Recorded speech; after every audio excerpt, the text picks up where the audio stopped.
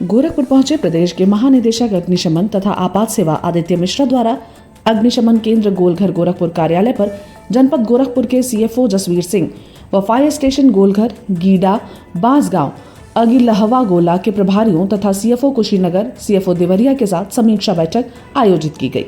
समीक्षा बैठक में सीजनल अग्निशमन व्यवस्था व जनपदों में निर्माणाधीन अग्निशमन केंद्रों के निर्माण कार्य के संबंध में चर्चा की गई तथा उक्त समीक्षा में कार्यदायी संस्था उत्तर प्रदेश पुलिस आवास निगम के इकाई प्रभारी द्वारा भी प्रतिभाग किया गया।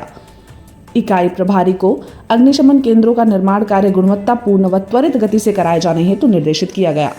समीक्षा बैठक में सीएफओ गोरखपुर जसवीर सिंह द्वारा अवगत कराया गया कि वर्तमान में जनपद गोरखपुर में 9 अग्निशमन केंद्र स्वीकृत हैं, जिसमें 4 अग्निशमन केंद्र स्थायी रूप से संचालित हैं। अग्निशमन केंद्र खजनी व चौरी चौरा का निर्माण कार्य भी लगभग पूर्ण हो गया है। जल्द ही हैंडओवर भी कर दिया जाएगा।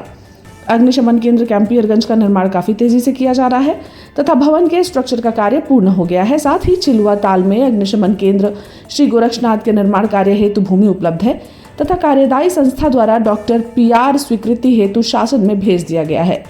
स्वीकृति के पश्चात निर्माण कार्य शीघ्र प्रारंभ कर दिया जाएगा। इस संबंध में मीडिया कर्मियों से बात करते हुए महानिदेशक अग्निशमन तथा आपात सेवा उत्तर प्रदेश लखनऊ आदित्य मिश्रा ने बताया।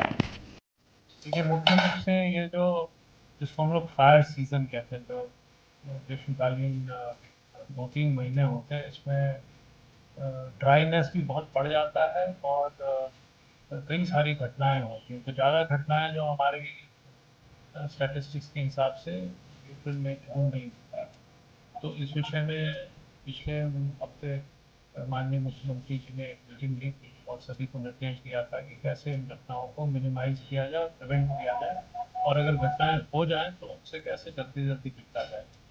तो उसी संबंध में विभाग को भी सभी लोगों को अलर्ट किया गया। और एक मेरा कार्यक्रम इसलिए मैंने सोचा कि थोड़ा जो प्रिपेयर्डनेस है, जो हमारी तैयारी है, उसको एक बार ग्राउंड में भौतिक रूप से भी देखें।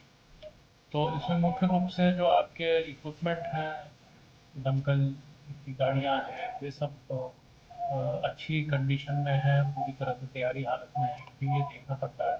और साथ ही साथ जो कर्मचारी हैं वो अच्छे से अलर्ट है कि नहीं, काम कर रहे हैं कि नहीं, ये देखना पड़ता है। तो इसी क्रम में लखनऊ से गोरखपुर के रास्ते में भी जो फायर स्टेशन उनका भी निरीक्षण किया गया और यहाँ पे भी 2-3 फायर स्टेशन का निरीक्षण किया भी और करने वाले भी आज। तो मुख्य रूप से जो हमारे कर्मचारी हैं वो इस विषय में संवेदनशील बनाना कि भाई अगला महीना काफी पीक का सीजन फायर के हिसाब से और आप पूरी तरह से सजग रहिए, किसी भी कोई घटना है। और जो भी संबंधित विभाग है उनसे अच्छा समन्वय स्थापित कर लीजिए, जिससे कि किसी भी तरह की अड़चन ना आए। अगर कोई घटना होगी तो उसको तत्काल उसका आग निकालने में और संबंधित कार्रवाई में कोई अड़चन।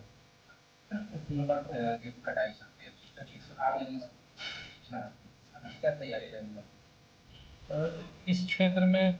पूरब के क्षेत्र में ज़्यादा इस तरह की घटनाएं होती हैं और आपको भी मालूम है कि जब कंबाइन से कट जाता है, उसके बाद जो पराली पड़ी रहती है उसमें आगे भी घटनाएं होती हैं और साथ साथ जो फसल जहाँ कहीं भी कटा है उधर भी फैलने की आशंका रहती है। तो हमारे इस मौसम में हम लोग सीजनल फायर स्टेशन खोल देते हैं, जिससे कि दूर के क्षेत्रों में भी, ग्रामीण क्षेत्रों में भी फायर की गाड़ी उपलब्ध रहे और रिस्पॉन्स टाइम कम हो जाए। तो इस मकसद से भी जो यहाँ की जो भी फायर स्टेशन हैं जो सीजनल हैं उनको भी एक्टिवेट करा रहे हैं। कुछ फोर्स हम लोग पश्चिम से पूरब की ओर भी लाते हैं, जिससे पश्चिम में इतनी घटनाएं खेतों में नहीं होती हैं, तो वो भी लाते हैं जिससे कि यहाँ की फोर्स की स्ट्रेंथ अच्छी बनी रहे। और कुछ जनपदों में गृह मंत्रालय के निर्देश से होमगार्ड की लड़कियाँ हैं उनको भी ट्रेन करके उनको भी ड्यूटी पर लगा। तो मकसद ये रहता है कि अप्रैल के महीने में एकदम 100% अलर्टनेस हो और कहीं कोई किसी तरह की पता नहीं।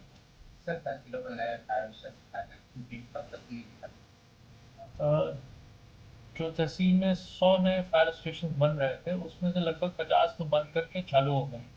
जो लगभग 50 हैं वो उसमें अलग अलग स्टेज में काम चल रहा है, तो उसका भी आज निरीक्षण करेंगे। अभी पुलिस आवास में मार निगम के लोग आए भी थे, तो उनसे भी डिस्कशन हुआ और अभी मौके पे भी देखेंगे। तो कोशिश ये है कि इस साल के अंत तक सारे 100 के 100 चालू हो जाएं अच्छे से, और उनमें सभी हमारे जो वर्क हमारे जो पर्सनल है सब पहुंच जाए, उनकी पोस्टिंग परमानेंट हो जाए और जो भी इक्विपमेंट ज़रूरी है वो भी मिल जाए।